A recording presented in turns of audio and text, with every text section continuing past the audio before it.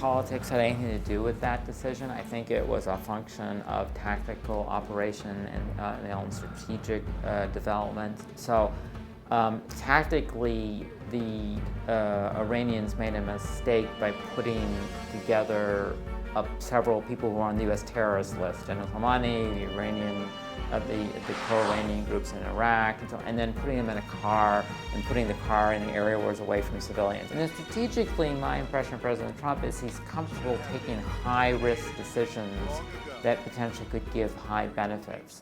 Well, it's a big mistake not to link domestic politics in the United States to its foreign policy.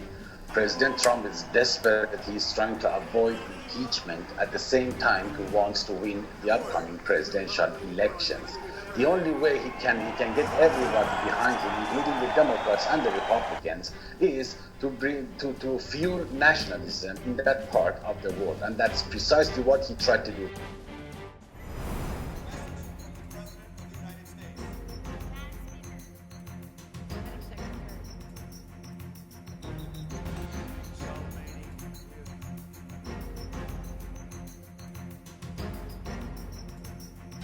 I would say the bill itself won't have much impact, but I don't think that President Trump plans to use military force further.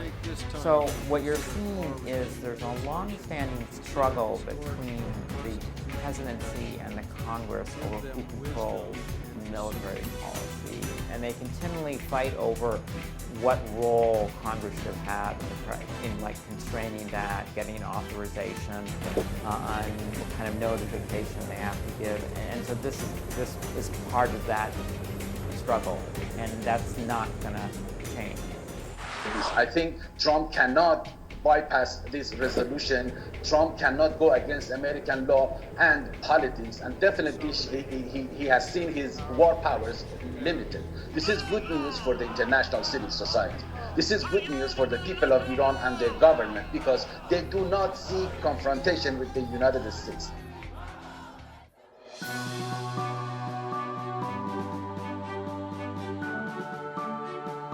China has been playing a role in helping restructure the Iranian nuclear complex to make it better to deal with commercial and peaceful issues. I would like to see that continue. I think China's influence in the Middle East will continue to grow, and I think that's important that the U.S. and China talk about that, about how they can cooperate in the Middle East to pursue joint objectives.